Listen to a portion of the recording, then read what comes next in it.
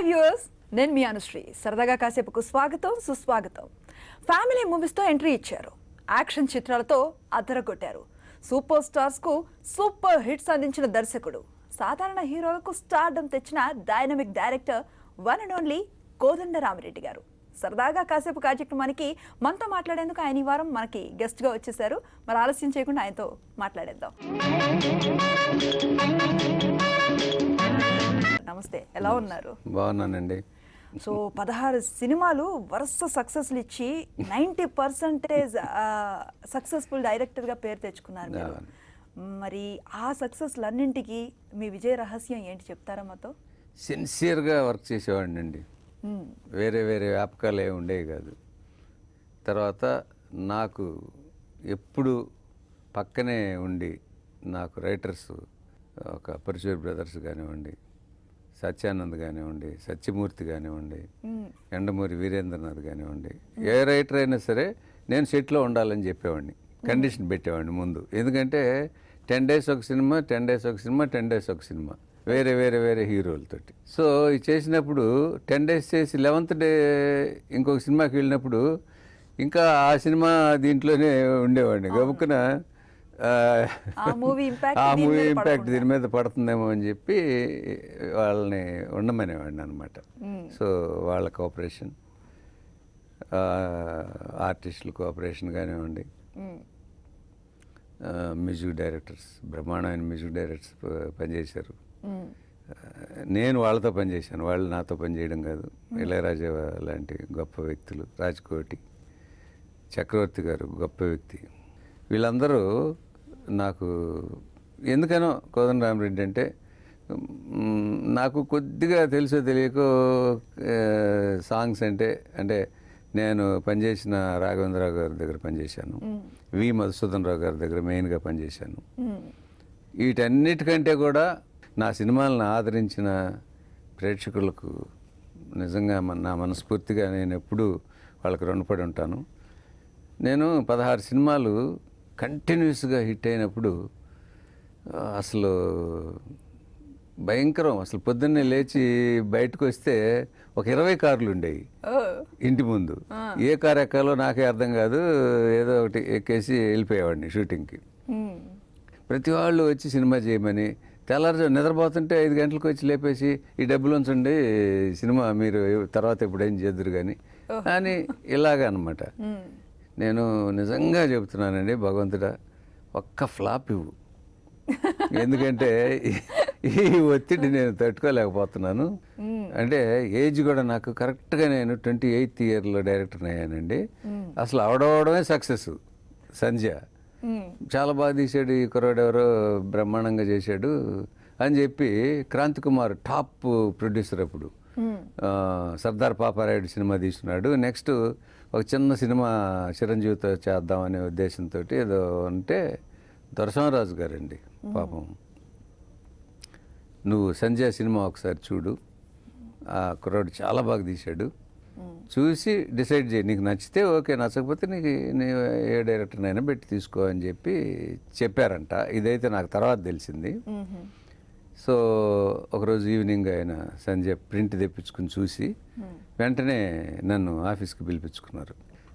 బాగుందా సినిమా, బాగా తీసావు కోదండరామిరెడ్డి, నెక్స్ట్ చిరంజీవితో ఒక చిన్న సినిమా ఒకటి చేద్దాం అనుకుంటున్నాను, నువ్వే చేద్దు కానిలే అన్నాడు.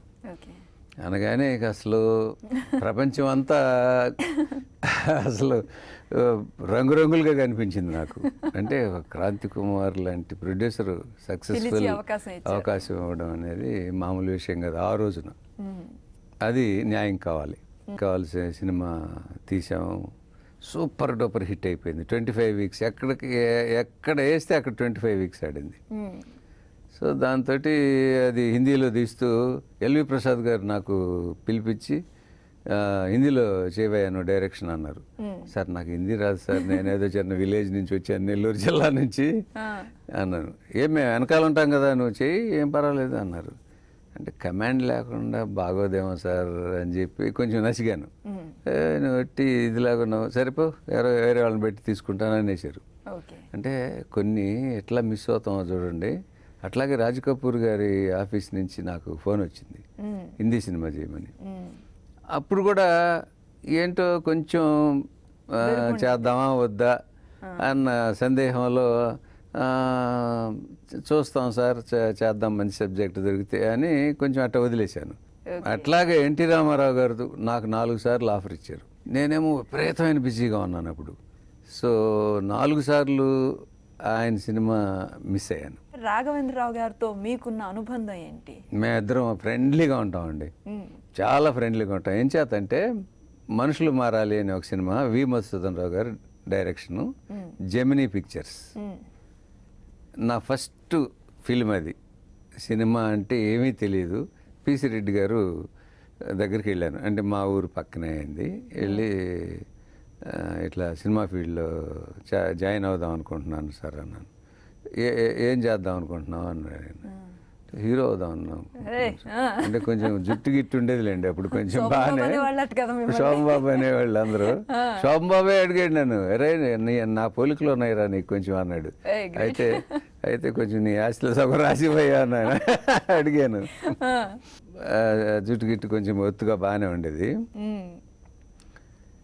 హీరో అవుదాం అనుకుంటున్నానండి అన్నాను. అంటే హీరో అవటం అంటే ఏం తమాషా అనుకుంటున్నావు నువ్వు? అదేం కాదు కానీ సాయంత్రం జెమినీ స్టూడియోకి రా, ఈరోజు ఒక సినిమా ఓపెనింగ్ ఉంది, వి మధుసూదన్ రావు గారికి పరిచయం చేస్తాను, ఆయన పెట్టుకుంటే ఆ సినిమాకి నువ్వు అసిస్టెంట్ డైరెక్టర్గా ఉంటావు, లేకపోతే ఊరు వెళ్ళిపోవచ్చు అన్నాడు. సాయంత్రం 5 గంటలకు ఇప్పుడు రమ్మన్నారు. నేను 3 గంటలకి బయలుదేరాను. పెద్ద డబ్బులు కూడా లేవు. మౌంట్ రోడ్లో ఏదో ఒక చిన్న రూమ్లో ఉండేవాడిని. అక్కడి నుంచి నడుచుకుంటూ, ఇది కూడా మౌంట్ రోడ్లోనే ఉండేది జెమినీ స్టూడియో. అయితే అప్పుడే ఫస్ట్ డే ఓపెనింగ్ షాట్ తీసి మధుసూదన్ రావు గారు బయటకు వస్తున్నారు, పిసి రెడ్డి గారు బయటకు వస్తున్నారు. వస్తా అంటే పిసి రెడ్డి గారు చెప్పారు, నేను చెప్పిన కుర్రాడు ఎత్తున్నానండి. ఏమయ్యా నీకు హ్యాండ్ రైటింగ్ బాగుంటుందా అని అడిగాడు ఆయన. బాగానే ఉంటుంది సార్ అన్న. సరే ఒక సీన్ రాయించండి అతనితో అన్నాడు. ఏదో సీన్ ఇచ్చారు, రాశాను నేను. రాస్తే చూసి బాగానే ఉంది అతని హ్యాండ్ రైటింగ్, పెట్టుకోండి అన్నాడు. అంటే హ్యాండ్ రైటింగ్ నా తల అతను మార్చేసింది. పెట్టుకో అన్న తర్వాత ఒక 10 days తర్వాత షూటింగ్ అనమాట. ఇంతలోపు పిసి రెడ్డి గారికి ఏదో డైరెక్షన్ ఛాన్స్ వచ్చి ఆయన వెళ్ళిపోయారు. రాఘవేంద్రరావు గారు వచ్చారు కో డైరెక్టర్గా. సో రాఘవేంద్రరావు గారు, నేను అప్రెంటిస్, నాకు అసలు ఏమీ తెలియదు. ఇంకా ఆయనేగా గురువు నాకు. నేను డైరెక్టర్ అయిన తర్వాత ఆయనకి ఏదైనా పని ఉందనుకోండి, నేను ఫ్రీగా ఉన్నాను అనుకోండి, వేరే పని ఉంటే నేను ఆ షూటింగ్కి, రాఘవేంద్రరావు గారి షూటింగ్కి వెళ్ళిపోయి ఆ సీన్స్ అన్ని నేను తీసేవాడిని. అట్లాగే నాకు వేరే ఏదైనా ప్రాబ్లం వచ్చి నా షూటింగ్ ఉందనుకోండి, ఆయన ఫ్రీగా ఉన్నారనుకోండి, ఆయన వచ్చి చేసేవారు. సో ఇట్లా ఇద్దరు మిశ్రమంగా కలిపి వెళ్ళిపోయారు. చాలా మీకు అసలు మొహమాటానికి కూడా మొహమాటం ఉండదు అని అంటారు, నిజమేనా? నిజమండి, చాలా మొహమాటం నాకు. మొహమాటమా? లేదని విన్నాను సార్. అయ్యో చాలా మొహమాటం అండి అసలు. అవునా? ఎందుకంటే ఎన్టీఆర్ గారికి పరుచూరి బ్రదర్స్ ఒక స్టోరీ చెప్పి, అదే అది సబ్జెక్ట్ విషయంలో మాత్రం అసలు కాంప్రమైజ్ అయ్యేవాడిని కాదు. ఫస్ట్ అనసూయమ్మ గారు అల్లుడు సినిమా తీసాము బాలకృష్ణ తోటి. ఎన్టీ రామారావు గారు సీఎం, ప్రొడ్యూసర్ కూడా. సూపర్ డూపర్ హిట్ అయిపోయింది అది. సెకండ్ ఫిల్మ్ చేద్దామని చెప్పి ఆయన తెల్లారుజామున 4 గంటలకి పిలిచారు. పరశుర్ బ్రదర్స్ నన్ను పిలిచారు. సరే వాళ్ళు స్టోరీ మొదలుపెట్టారు. స్టోరీ మొదలుపెట్టిన తర్వాత చెప్తా ఉన్నారు, నాకు అసలు ఏం ఎక్కట్లేదు. సరే అంతా చెప్పిన తర్వాత పెద్ద ఆయన అడిగారు, ఏం బ్రదర్ ఎలా ఉంది మీకు సబ్జెక్ట్ అని అడిగారు. నాకు పెద్ద నచ్చలేదు సార్ అన్నాను. దట్స్ ఆల్ రైట్, దానికి ఏమన్నా మీకు నచ్చకపోతే మేము ఎందుకు చేస్తాం, ఓకే ఇంకోటి వేరేది ఏదైనా చేయండి బ్రదర్, వాళ్ళకి బ్రదర్స్కి చెప్పేశాడు. వీళ్ళు బయటకు వచ్చిన తర్వాత అసలు ఏమనుకుంటున్నారండి మీరు, ఎన్టీ రామారావు గారికి నచ్చింది ఈ సబ్జెక్టు, ఆయన అనుభవం అంత లేదు మీ ఏజ్జి, ఆయన ముందు అసలు ఈ సబ్జెక్ట్ నచ్చలేదని చెప్తారు, మీరు అసలు ఏమనుకుంటున్నారు, బ్రహ్మాండంగా ఆడుద్ది సినిమా అది ఇదని నన్ను ఆయన వదిలిపెట్టారు. పెద్ద ఆయన అడిగారు ఎట్లా ఉందని. మన అనసూయమ్మ గారు అల్లుడు మనందరికి నచ్చి ఆయనకి చెప్పాము. ఇది ఫస్ట్ టైం ఆయన దగ్గరే చెప్పారు మీరు, సో ఆయన అడిగేసరికి నేను నచ్చలేదండి, నాకు నిజంగా నచ్చలేదు, చేత నచ్చలేదని చెప్పేసి. సో ఏదో తిట్టారు, అయిపోయింది, ఇది డ్రాప్ అనుకున్నాం. ఒక 4 రోజుల తర్వాత నేను హైదరాబాద్లోనే వేరే షూటింగ్ ఏదో చేస్తా అంటే సీఎం గారి దగ్గర నుంచి ఫోన్ వచ్చిందండి అన్నారు. సరే, ఏం బ్రదర్ ఎక్కడ ఏం చేస్తున్నారు అది ఇది అని. సరే ఇట్లా చేస్తున్నాను సార్ ఇదని. నాకెందుకో బాగా నచ్చింది బ్రదర్, ఆ సబ్జెక్ట్ చేసి పెట్టండి మీరు. ఆయనకు నచ్చింది, ఎట్టి పరిస్థితిలో చేయాల్సిందే ఈ సినిమా అని చెప్పిన తర్వాత అప్పుడు కూడా నువ్వు అనడానికి నాకు మనసు రాలేదు. చేసేస్తాను సార్. తర్వాత బాలకృష్ణ వీళ్ళందరూ విన్నారు, వాళ్ళకి అస్సలు నచ్చలేదు. సినిమా షూటింగ్ స్టార్ట్ చేసాం. స్టార్ట్ చేసిన తర్వాత చాలా ఈజీగా బాగా చేయాల్సిన సీన్ని మామూలుగా చేసేస్తున్నాడు బాలయ్య. 1 మోర్ చేద్దాం, ఎందుకు సార్ ఫ్లాప్ సినిమాకి అనేవాడు. సరే ఏదో తీసాం, పెద్ద ఆయన నేను కూర్చొని చూసాం. ఆయనకు విపరీతంగా నచ్చేసింది. అయినా కూడా నచ్చింది, బట్ సినిమా అంత పెద్ద ఆడలేదు అది. సో ఇది పర్ఫెక్ట్ జడ్జిమెంట్ మాట. అది అందరూ చాలా మంది చెప్తారు. స్టోరీ విషయంలో మాత్రం కోదండరామిరెడ్డి పర్ఫెక్ట్, అసలు విన్న వెంటనే చెప్పేస్తాడు అసలు బాగుందో బాగలేదు. డైరెక్షన్ చేసిన మూవీ నుంచి ఒక సీన్ మీకోసం చూపించబోతున్నాం మేము, మా ప్రేక్షకులకు కూడా. వాళ్ళలో ఎవరు బాగా పెర్ఫామ్ చేశారో ఇప్పుడు మీరు మాకు చెప్పాలి. ఇప్పుడు చెప్పాలి మీరు ఎవరు బాగా నటించారని. నాకు నేను హీరో అనుకుని వచ్చిన తర్వాత యాక్ట్ చేసిన ఫస్ట్ ఫిల్మ్ అనుకుంటానండి ఇది. నాగేశ్వరరావుకి కూడా తెలీదు. శ్రీరంగనైతుల్లో మెడ్రాస్ నుంచి తీసుకొచ్చిన యాక్టర్ చేయలేకపోయాడు. ఎన్నిసార్లు గంటలు అయిపోతుంది, నేను యాక్ట్ చేసి చూపిస్తున్నాను చేయలేకపోయాడు. సరే మా కెమెరామెను నగేష్ వీళ్ళందరూ కలిసి, ఏమండి మీరు చేయొచ్చు కదా ఈ సీను అన్నారు. నేను చేయటం ఏంటే బలివాడు నువ్వు, నేను చేయను అన్నాను. బలవంతం చేసి వెంటనే ఒక బొట్టు ఒకటి పెట్టి పంచేది కట్టేసి నాకు చేయమన్నారు. ఏదో చేశాను ఎంతవరకు. అది నాగేశ్వరరావు గారు అయితే బాగానే చేస్తున్నావు యాక్టింగ్ నువ్వు అన్నాడు. అమ్మ పర్వాలేదు, తిట్టలేదు నన్ను అనుకున్నాను. కానీ నాదేముంది కానండి, నాగేష్ సూపర్బ్ యాక్టర్. మేమే చెప్తామండి, ఎవరికి వాళ్ళు నిలబెట్టేలా చేశారు. సూపర్బ్ యాక్టర్ అండి నాగేష్. అతన్ని అసలు మర్చిపోలేము మేము. చాలా అత్యధిక మూవీస్ అన్ని కూడా చిరంజీవి గారితో చేశారు కదా. ఆయనతో చేసిన చిత్రాల్లో మీకు ది బెస్ట్, ఇది నాకు చాలా ఇష్టం అనిపించే మూవీ ఏది? అంటే ఖైదీ అఫ్ కోర్స్ మా ఇద్దరి తలరాతల్ని మార్చేసింది అనుకోండి. ఎక్కడ ఏ థియేటర్లో వేస్తే అక్కడ 365 days ఒకటే పోస్టర్, ఈ బ్యాండ్ కట్టుకుని ఉంటాడు, ఈ బనీను బ్లాక్ బనీన్ వేసుకుని ఆ పోస్టర్ వేసి థియేటర్ ముందు పెట్టేస్తే 365 days ఎక్కడైనా సరే అట్లా ఆడేసిందండి అసలు ఆ సినిమా. బాబోయ్, అసలు మా ఇద్దరిని అసలు ఎక్కడికో తీసుకెళ్ళిపోయింది అసలు ఆ సినిమా. పసివాడి ప్రాణం ఆఫ్ కోర్స్ బ్రహ్మాండమైన సినిమా అండి. అసలు నాకు విజేత పర్సనల్గా చాలా బాగా నచ్చిందండి. అంటే యండమూరి వీరేంద్రనాథ్ గారి నవలలకి, రచనలకి ప్రాణం కోసం మీరు తెర మీదకి తీసుకొచ్చారు. నిజంగా మీరు బాగా గుర్తు చేశారు. అభిలాష, ఛాలెంజీ, రాక్షసుడు, మరణ మృదంగం ఇట్లాంటి 12 సినిమాలు చేశాడు. అలాంటి సినిమాలు చేయకపోతే నాకు ఇంత మంచి పేరు వచ్చిండేది కాదండి. దీనికి నేను ఎప్పుడు వీరేంద్రనాథ్కి కృతజ్ఞుడండి. ఎందుకు పనికిరాని ఒక లాయరు, నేను కేసులు వాదించాలి సార్, ఈ ఉరిశిక్ష అనేది రద్దు చేయాలి సార్ అని తిరుగుతుంటాడు చిరిగిపోయిన చొక్కాలు వేసుకుని. సో అలాంటి కథ తీసుకుని దాంట్లో ఫన్ వచ్చేటట్టు మేము మిక్స్ చేసి చేసాము అభిలాష. ఆఫ్ కోర్స్ ఇళయరాజా గారు బ్రహ్మాండమైన మ్యూజిక్ ఇచ్చారు దానికి. దాంట్లో యూరేకా సాకమికా అనే సాంగ్ ఉంటుంది. ఫస్ట్ టైం దాన్ని 22 days తీసాను నేను. అంటే ఫుల్ డేస్ తీయలేదు, ఎప్పుడు 3 వస్తే అప్పుడు ఒక 2 షాట్లు అట్లా తీసేవాడిని. సో అది రిలీజ్ అయినప్పుడు చూస్తే అది స్క్రీన్ మీద పడగానే యూత్ అంతా లేచి కోదండరాముడు మా స్టూడియోకి వస్తున్నారని చెప్పేసరికి మేము ఆయన గురించి కొన్ని మాటలు మాట్లాడతామని కొద్దిమంది గెస్ట్లు అన్నారు. వాళ్ళు ఎవరో ఒకసారి చూద్దాం. కోదండరామిరెడ్డి గారు బాగున్నారండి? మీ అందరి సపోర్ట్తో ఇప్పటివరకు సుమారుగా ఒక 100 మంది హీరోల్ని తయారు చేశానండి. గర్వంగా చెప్పుకునేది ఏంటంటే మీ అబ్బాయి వైభవ్ కూడా నా స్టూడెంటే. అతను తెలుగులో కంటే కూడా తమిళ్లో బాగా ప్రామిసింగ్గా ఉండడం నాకు చాలా ఆనందాన్ని కలిగించే విషయం. నేను రైటర్ సత్యమూర్తి గారితో కలిసి చాలా సందర్భాల్లో మీతో కలిసి కొన్ని ఇంపార్టెంట్ వర్క్స్ చేశానండి. అవన్నీ కూడా నాకు మధురమైనటువంటి జ్ఞాపకాలు.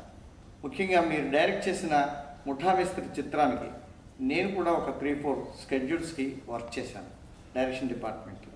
అది ఇంకా తీపి జ్ఞాపకం నాకు. మీరు ఇప్పటివరకు 96 చిత్రాలను డైరెక్ట్ చేశారు. ఇంకొక 4 చేస్తే 100 అయిపోతుంది. ఆ 4 కూడా పూర్తి చేసేసి మీరు 100 చిత్రాలు డైరెక్ట్ చేసిన దర్శకుల జాబితాలో మీరు కూడా చేరుకుంటారని చెప్పేసి నేను ఆశిస్తున్నానండి. చాలా సంతోషం సత్యానంద్. నువ్వు ముఠా మేస్త్రికి నా దగ్గర అసిస్టెంట్గా చేసావు. కానీ నేను గర్వపడే విషయం ఏంటంటే మా సత్యానంద్ నా దగ్గర అసిస్టెంట్గా పనిచేశాడు. నా దగ్గర స్క్రిప్ట్ వర్క్కి అసిస్టెంట్గా చేసేవాడు. ఇంతమంది హీరోలని తయారు చేశాడా, ఇంత బాగా యాక్టింగ్ నేర్పించాడా, ఇంత బాగా డైలాగ్ డెలివరీ చెప్పి ఇది చేశాడా అని నిజంగా చాలా సంతోషపడేవాడిని. అట్లాగే అందుకనే మా అబ్బాయిని పంపించాను. మా అబ్బాయికి కూడా బాగా కోచింగ్ ఇచ్చి పంపించాడు. కోర్స్ తెలుగులో పెద్ద ఇది కాకపోయినా మా వాడు తమిళ్లో బాగా చేస్తున్నాడు ఇప్పుడు. తప్పకుండా 4 కాదు కానీ 7, 8 చేయాలనుకుంటాను. సంఖ్య పెద్దది అయితే పర్వాలేదు. సత్యానంద గారు చేసేస్తాను. నాకు చేయాలనే ఉంది. ఎందుకంటే 100 అనే మార్కు నాకు కూడా ఉంటే బాగుంటుంది కదా అనేది మనసులో ఉంది. 100% చేస్తాను. ఇంకో గెస్ట్ కూడా మాట్లాడారు మీకోసం. కోదండరామరెడ్డి గారిది most under rated successful director. ఆయనకున్న సక్సెసెస్ చాలా తక్కువ మందికి ఉంది. నాకు కోదండరామరెడ్డి గారికి నచ్చింది ఏంటంటే always relaxed, tension free, happy man. అలా ఉండగలిగితే దానికన్నా కావాల్సింది ఏమి లేదు. So that is what I really like about Kodandarama Reddy గారు.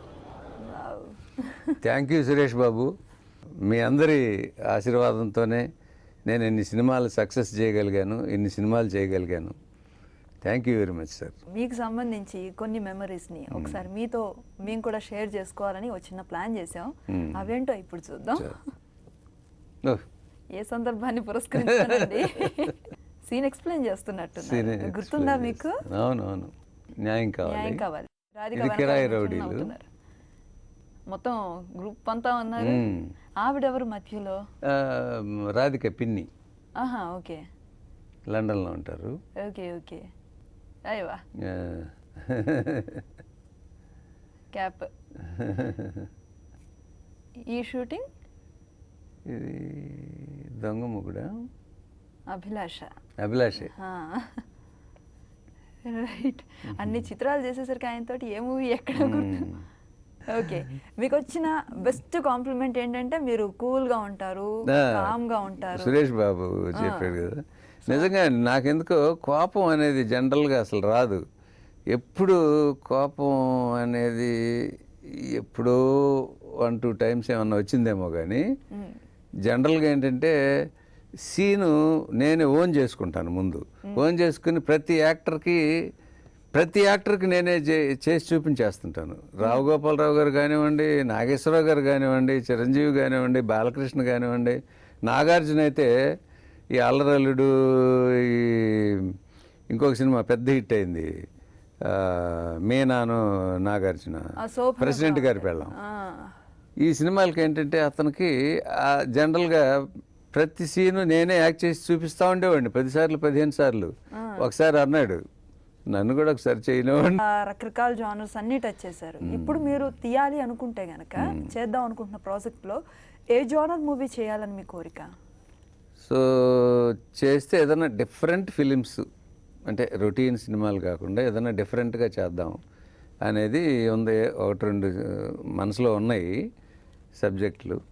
ఎవరన్నా ఛాన్స్ వచ్చి ఎవరన్నా ప్రొడ్యూసర్ ముందుకు వచ్చి సినిమా చేయమంటే వేరే హీరోతో ఏం చేస్తానండి. మా అబ్బాయితో చేయడానికి నాకేం అభ్యంతరం లేదు. కానీ బయట వదిలితేనే కొంచెం ఫ్రీగా ఉంటుంది వాళ్ళకి. అందుకని నేను తమిళ్లో ఎక్కువ సినిమాలు వస్తున్నాయంటే చేసేయమని చెప్పాను. తెలుగులో నాన్న అడిగాడు నన్ను, వస్తాయి తెలుగులో కూడా వస్తాయి, ఏం ప్రాబ్లం లేదు, ముందు తమిళ్లో సక్సెస్ అవ్వు, అని చెప్పి తమిళ్లో ఎంకరేజ్ చేశాను. మా అబ్బాయితోనే కాదు, ఏ హీరోతో అయినా చేయడానికి నేను రెడీ. రైట్. కానీ డిఫరెంట్ ఫిల్మే చేస్తాను ఇప్పుడు జరుగుతున్న ట్రెండ్కి అనుగుణంగానే. ఎందుకంటే కొంచెం అప్డేట్ అవుతూ ఉన్నాను నేను కూడాను. ఓకే. మరి ఓల్డ్ స్కూల్ లాగా కాకుండా. ఓకే. సో త్వరలో వచ్చేస్తారని ఆశించవచ్చా? ఆశించవచ్చండి. మరి మీరు అనుకుంటున్న ప్రాజెక్ట్స్ సాధ్యమైనంత త్వరగా ముందుకు రావాలి, ప్రేక్షక ఆదరణ మళ్ళీ తిరిగి పొందాలి, మీరు అనుకుంటున్న ఆ మైలురాయి దాటి ఇంకొంచెం సక్సెస్ఫుల్గా ఇంకొన్ని టార్గెట్ని దాటి మీరు సినిమాలు చేయాలని మనస్ఫూర్తిగా కోరుకుంటూ మా స్టూడియోకి వచ్చి సరదాగా ఇన్ని కబుర్లు మాతో చెప్పినందుకు thank you very much. Thank you.